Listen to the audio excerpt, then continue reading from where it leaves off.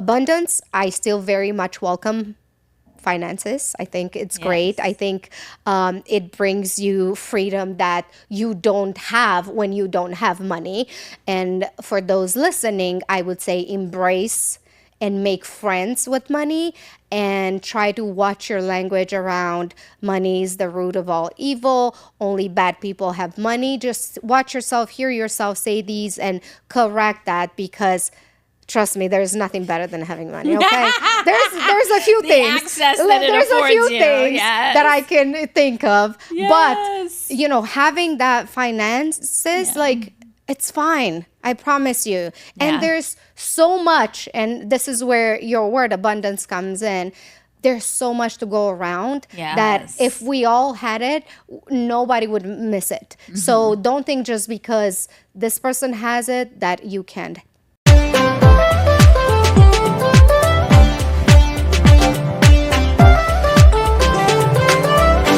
Welcome to another episode of Living Room Wisdom, where your story is your glory. I am so excited for today's conversation. Today we are joined by my incredible friend, but I'm gonna read her actual bio to be all professional, because I want to give you your just due, and I want to make sure that we hold you in the highest regard in regard to all of the things that you've done. So, she is Izabela Hamilton, and she's one of our co-authors for The Anatomy of Abundance. So if you want to do a deep dive, you can buy the book. But she is the founder of Rank Bell. She's an Amazon growth agency that's specializing in organic ranking strategies, and Ink Genius. So you see why I couldn't just remember this, right? Very specific. So what your company does is you help authors publish and market their books, and your expertise is in SEO, product launch strategies, data-driven growth, and empowering entrepreneurs to elevate their visibility and impact. Is that all correct? That is correct. Good. Thank you so much for that beautiful introduction, Patrina. Yeah, and thank you for being here. I just am so excited for us. We haven't actually seen each other, gosh, probably almost a year, maybe a little less than a year after the book launch. You look better and better every time I see you. So it doesn't seem like it's been that long. I could say the same about you. Thank you. So let's stop with our love affair and jump in.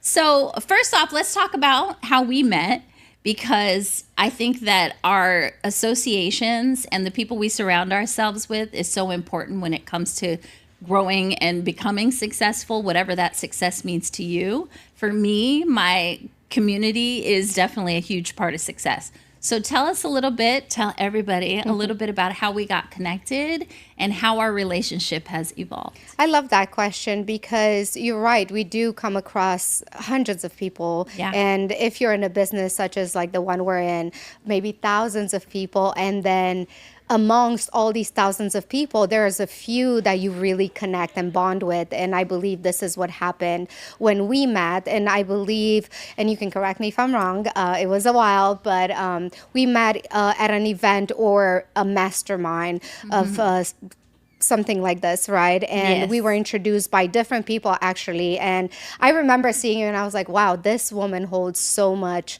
power and so much good energy. And, that's so special to me. Again, going back to the fact that we do meet so many people, that you meet that one person, you're like, wow, there's that soul connection. And there's so much more to this person that you get to meet in just one time, right? So when this happens, you want to be closer to that person. And I think this is where our relationship kind of went further, right? And you mentioned I'm part of the Anatomy of Abundance, and I did it with such joy and love and pleasure, because one, it's you, right? Because of who you are and the people that you brought together to create such a masterpiece. And then, of course, you're so fun to be around, and you're so loving, and you're so, I could write a whole list of all the things why I love you and why so many people love you. And I'm just so grateful that fate brought us together. Same. And that we got to create such a special project together with so many beautiful women.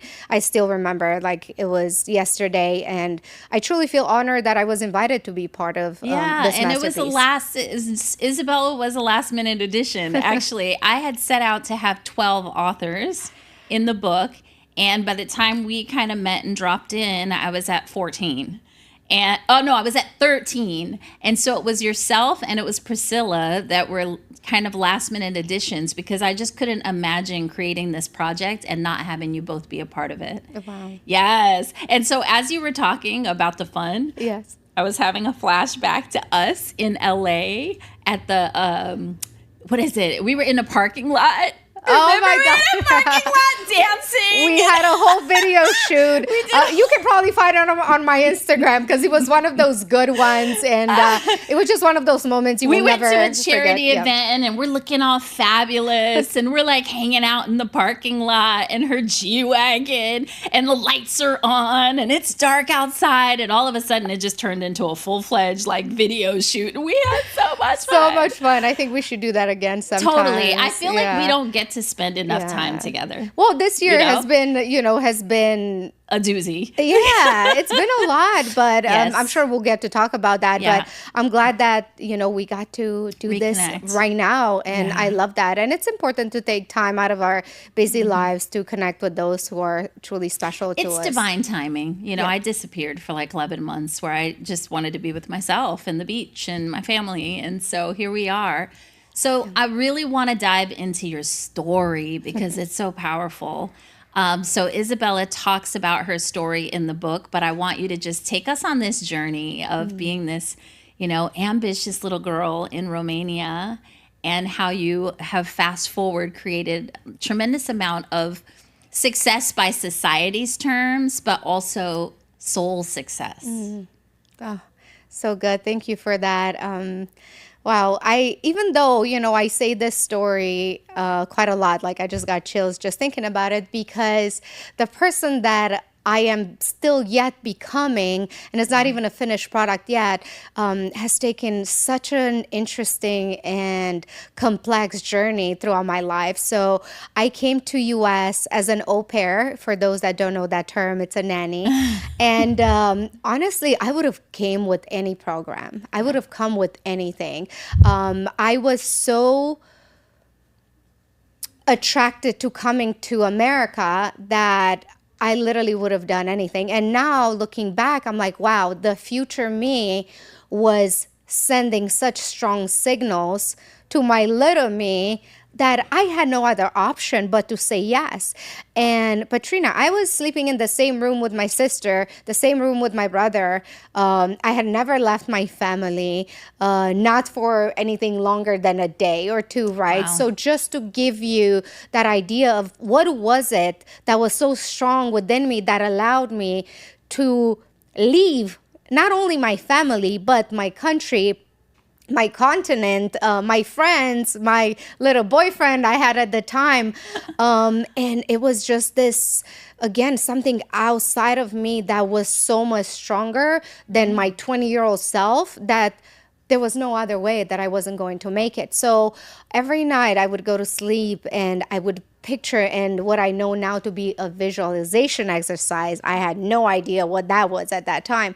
But that was like a way for me to like almost escape my reality at that time. And I would go to sleep and I would picture my life in US, and I would picture this house that I'm living in, and I would picture the streets and the conversations. And that happened night after night after night after night until one day it truly materialized. And I was coming home from school one evening and I saw this note on a lamppost that said, "Do you want to go to America?" And I just look around. I'm like, am I being pranked? Is this real? So I took that note and ran as fast as I could all the way home with like snow coming into my face, and just a moment of thrill, like, is this really true? Is this really happening for me? There was not even a doubt in my mind that this wasn't planted for me. Right.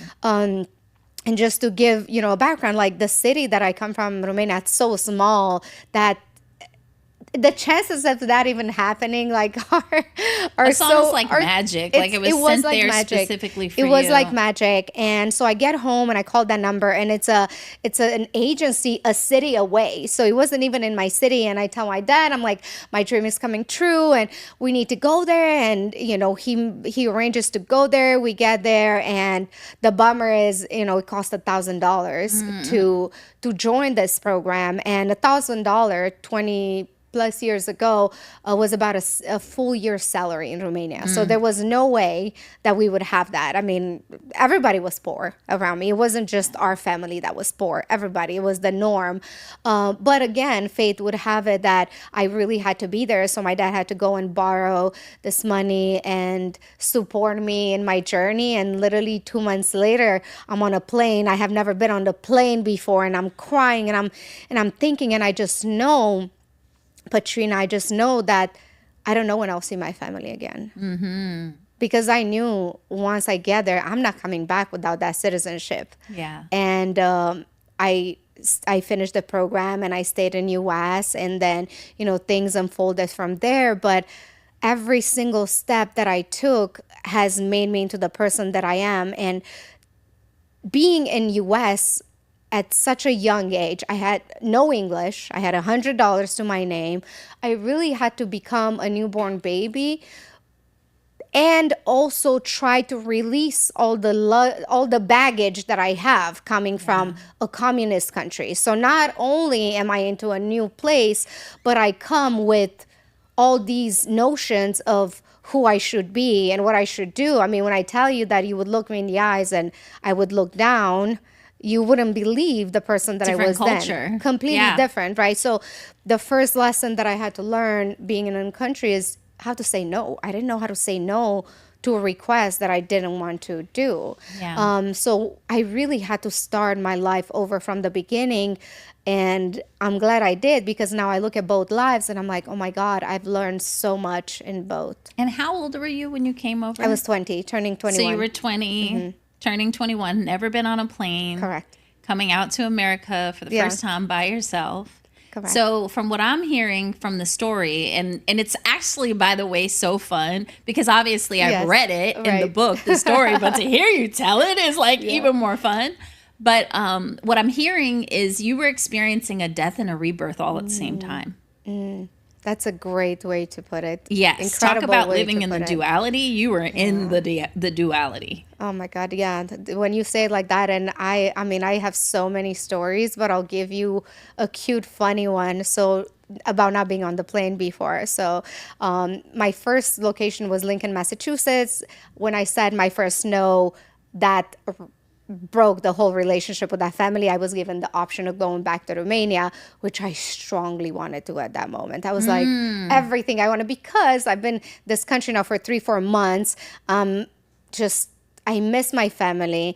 I don't like being with this new family. I don't know what the heck is going on in my life. My whole world is upside down. And here comes opportunity, as fate would have it, like, oh, really? It's too hard for you? Right. Would you like to go Would you like home? an out?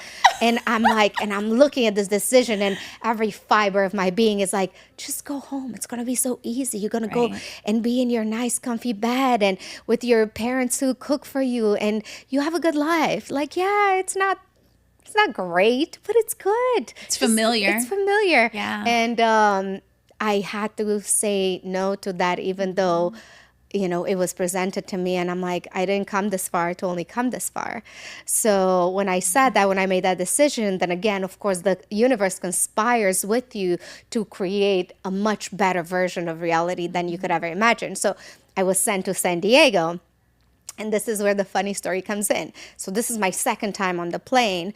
And, they put me on the plane and, Boston, I believe. And plane stops and I get off the plane and I'm looking at the phone number and I'm looking for the family, the new family to come pick me up, and nobody's arriving. And I'm there half an hour, and I just start crying. I'm like, oh my God, like I don't have a house now. I'm stuck at this airport, and this lady sees me cry and she's like, what's wrong? And with my broken English, I'm like, this person's supposed to come get me. And she looks at the number. It's a 619. For those who live in San Diego, it's a 619 number.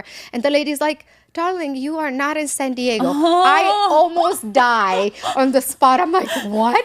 Since I've never been, on planes before, I didn't realize planes have like layovers. have a stop.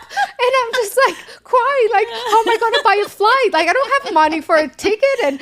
And as it is with Americans, and oh God, I love this country so much. Everybody was just so nice and kind to me. And this person takes me to the counter, and the person at the, flight counter, they're like, we'll take care of you. You don't have to pay for anything. Like, everybody's so kind and sweet and embracing. And, this has been my life in America. Like, every time I had something, there's always been an angel around to kind of guide me and show me. So now you can think, well, do I have an amazing life because I think everybody's nice, or is everybody nice, which created an amazing life for me, right? You could argue both sides, but I do believe, it's probably a combination of both, because I've always been such a curious nature and so grateful for everything. Even driving here to see you today, I'm like, oh my God, how am I so lucky and so blessed to be in this country and to be in San Diego. And it's been, as I said, 20 plus years, and that gratefulness has never left me. And that's what I think it's missing in a lot of people that want to have success, that don't know how to get there. I think also part of the reason that you have the experiences that you do is because you say yes to yourself. You say, like, you put yourself in an uncomfortable situation because this was a dream that you had, a vision of yourself that you didn't even know you could become. And you're like, by all means necessary, this is going to happen. Yes. And so when you have that type of conviction, and I say conviction, not confidence, because I'm sure your knees were shaking the whole time. But the fact that you had the conviction enough to keep pushing forward and to put yourself in the right position for the things that you were asking for to find you, that's why you experience such grace and, abundance and manifestations that you have in your life. Yeah. So I do have my next question, and that is, a lot of people come to America and a lot of people settle here, and a lot of actually immigrants do end up becoming entrepreneurs. But I'm very curious as to what that experience was like coming here, because you came here as an employee, as a nanny, as an au pair, and you turned into this amazing entrepreneur. So take us on that journey. Mm-hmm. And I've been thinking about this a lot, what gives some people this grit. So what I found out recently, actually, there's a gene that you're born with. So you can actually do a blood test to test for it. And for those nerds listening, I believe it's D2 and D4. But if I'm wrong, just know it's a new thing that I've learned. But look it up. So one, I think there's ways to test it now. But two, you're right, Patrina. There's a lot of studies, and with me personally, that a lot of people that come from another country usually have a little bit more grit. And the way I see this is the pendulum, right? So if the pendulum swung so hard on one side, right? I'm poor, we live in a country with a dictator. We don't know when we're going to eat next. We have hot water once a week. You have to wait in long lines to get bread, as you know from my book and all of this. So the pendulum really swung really hard for me, right? So if it swings this hard, then it's almost inevitable that it will swing this way. Mm-hmm. So again, I'm a philosopher of some kind. So now I'm thinking, well, what about for people who were born already having something and yet they still become major successes? So I think this is where, different traits come in. But again, going back for like the immigrants, I believe that this is what pushes us almost to an obsession of some sort, and sometimes not healthy. You have to make sure that you know how to balance that as well. So for me, because I came from a poor background, I really wanted, first and foremost, to make sure that my family has enough to eat, right? Like basic. Like real scarcity. Right. So like have enough to eat. Okay, once you have enough to eat, what's next? Okay, well, I would like to live in a nice place, right? I want to have a roof over my head. And then it's like, well, okay, if I was able to go from $100 to where now I can eat, right? I'm taking you through baby steps, and now you have a place to live. Well, data in your life shows that you managed to get from here to here, right? Nothing really external happened, but you and your desire, that means there's another step, right? So in my case, and the way I saw it from my eyes was like, oh my God, okay, I'm making $140 a week as an au pair. But my friend across the street, she was from Costa Rica, my best friend ever. Hi, Gabby. She was making 2,000 a month. And I just looked at her and I said, Gabby, how does it feel to be so rich? Yeah. Tell me right now. And she's like, girl, it's the best thing ever. I can go and I can buy this. And for me, it's always been like, I wonder what it's like. I Yeah, wonder what's what it next? feels like. I wonder what are the limits that I can push. And I think my curiosity, nothing really just fell into my lap, but I was open. I wasn't close to, oh, I don't deserve this because of course you have a lot of that. And, Yeah. we can talk about that for a whole nother hour if you want, about, the programming that comes from being from another country, and the programming even from growing up in a certain part of US, right? We all have programming, but I come to find out that it doesn't matter. Right. You can literally rewrite it today. So regardless of where you came from, use it actually as an armor. Like, oh my God, I'm such a badass because I grew up outside Detroit and, I have this grit in me now, or because this happened. Like, use anything and everything instead of letting it bring you down and look and say, wow, my past sucked. Like, this is what happened to me. And like you said in the beginning, like it feels comfortable with some of these things, like it feels comfortable to lean familiar. back. Yeah. But use it as a pendulum. Use it as like, let me see how deep I can swing this. And that's what happened to me. And every single step, I'm like, wow, okay, now that I got to 2,000 a month, I wonder when my next glass ceiling is. So every single time I push that glass ceiling, I break it. And, when I made my first, I think it was like, I had many jobs, by the way. I am no stranger to jobs. I mean, nanny, I cleaned houses. You just give me money as long as it was legal. And as long as it was like, within my values and my morals. I had no shame. Yeah. I remember when my parents came to US, like I went and we cleaned like commercial buildings. Like, You were on a mission. oh You yeah, had a goal. absolutely. And because, I had no ego and I had no shame, like I've always been in the position to like ask for more and be curious for more. And I always push the boundaries even now. Now I'm like, what are the rooms that I can be that, like you said, my knees shake when I walk in. Yes. And I am in quite a few of those rooms today that, I don't think I would have ever imagined even paying for such access. But this is where I am today because I want to see what it feels like to be a billionaire. Yeah. Why not? I would love to see that. That's a great story. That'll be a whole other book. From immigrant to billionaire. Exactly. And I believe we all can do it. I love really it. don't think I am in any way special. I don't think I'm in any way different than anybody listening to this. I really don't. I may look a little different. I got this nice extensions in. Yeah. But you know what I mean? There's nothing that makes me really any different than anybody there. And I love that. Yeah. I love that because I could have been anyone. And when you know that you could be anyone and anything, there's really not much stopping you but yourself. is no glass We ceiling. are our own enemy. Yes. And it's an enemy you can be friends with, as I said, and you can create a collaboration and you can come to terms and say, okay, you helped me get here. Like, you can take a seat back now. Absolutely. I love that. I love that conversation with yourself, right? So as you were talking, and I don't even know if you were aware of this when you were in it, when you were on the journey, but as you were talking, I was seeing Maslow's hierarchy of needs happening, right? You're like moving through the hierarchy of needs. And so I have a two-part question. The first part of the question is, abundance means a lot of things to a lot of people. A lot of times people associate abundance with money, and you've been there, done that. You got that over with. And so I want to know what abundance means to you now, right? What the money means to you now at this stage of life. But the other part of that is I want to know you're approaching that self-mastery and the hierarchy of needs. And so one, how does it feel to be where you are, right? From where you came from, and what's next? I guess that was 3 parts. But It's all right.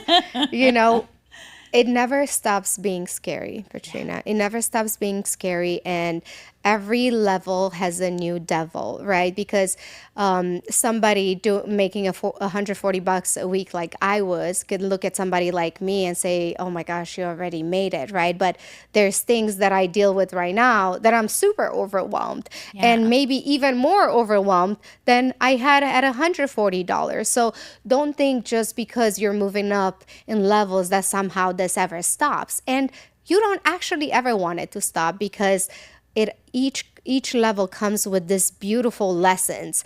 And even though in that moment you're like ready to shake somebody and you're like, oh my God, I don't know if I can take this anymore.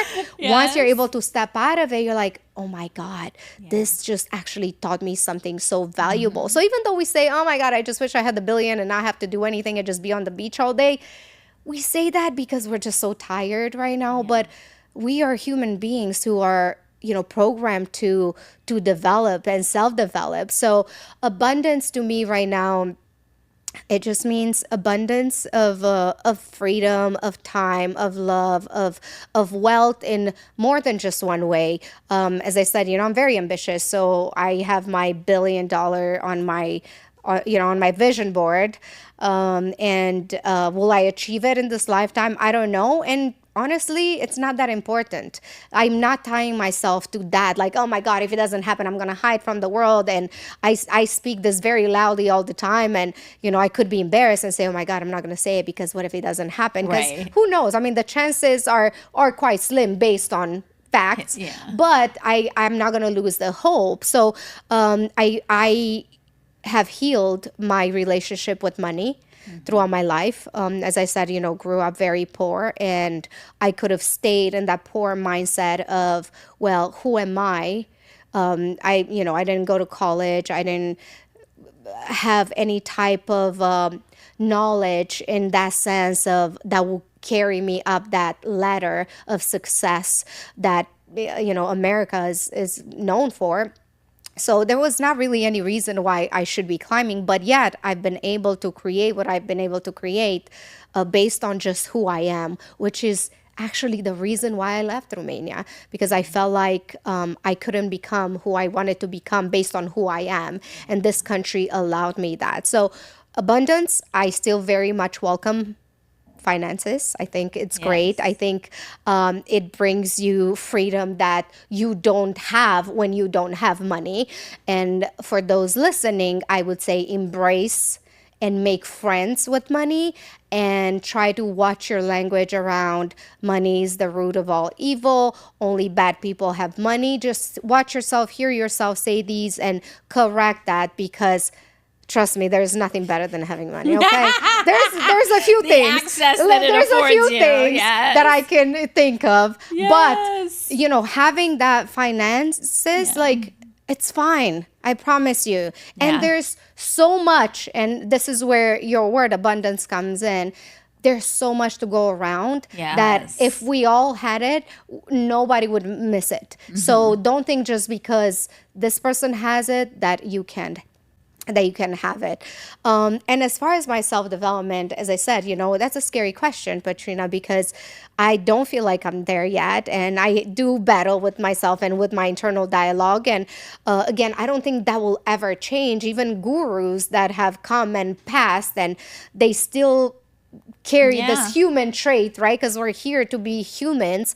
We're in a human school right now, and then when we pass, we're gonna become divine, right? But in the meantime, we're here to be humans, which comes with challenges. And I may look all cute here, but I go home and probably I have a fight with my sister, because who knows what she does. But it's like, you see what I'm saying? Like, we're not all just like this pretty portrait. We all have a life. And, maybe I forgot to pay my bill and now I have to pay interest, and God knows what else is happening. So I'm going to do my best. I'm going to do my best to keep getting myself to the next level, to keep inspiring others, like what we're doing here, right? Because this is me giving it back, and I love it. And I know if you're watching this, I know you can feel the love that I'm giving you right now. But that's the goal, right? It's like you learn one little thing, and you might be just the tiniest step ahead of somebody, and that's when you teach. And then you learn something else, and then you teach. You don't have to wait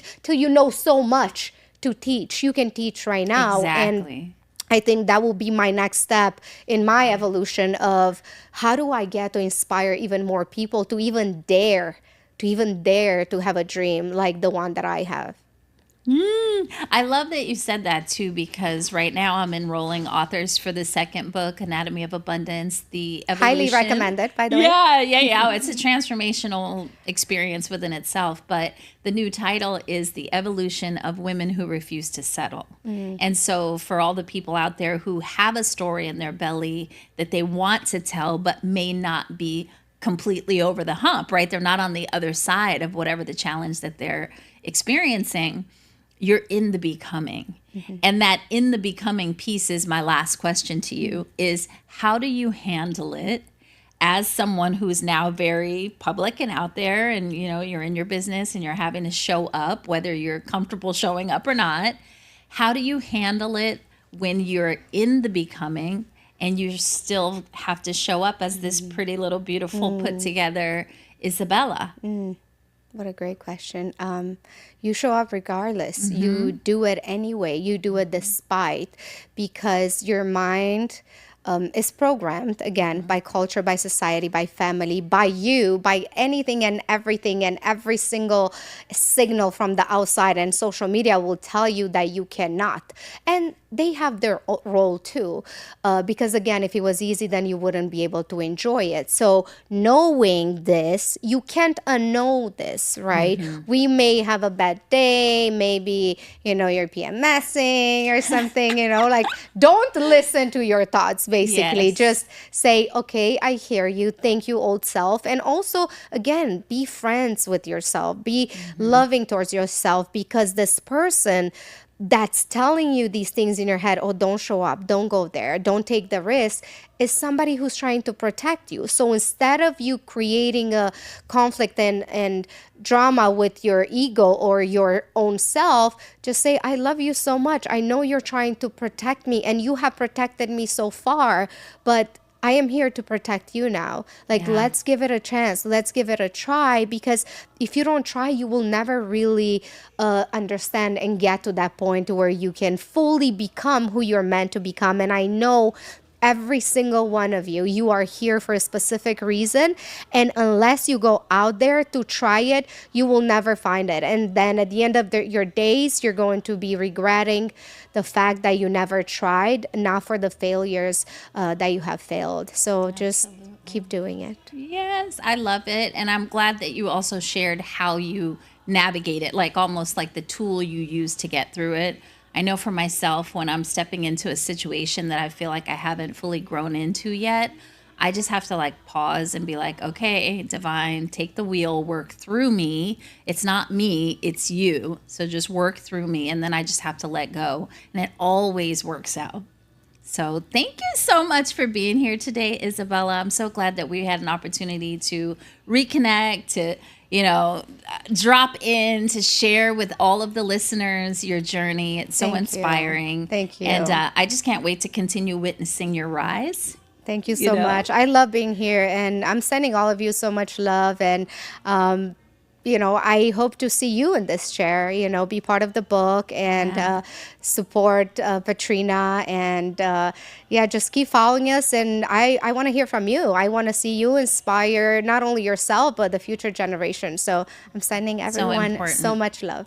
Thank you. And thank you for joining us on another episode of Living Room Wisdom, where your story is your glory.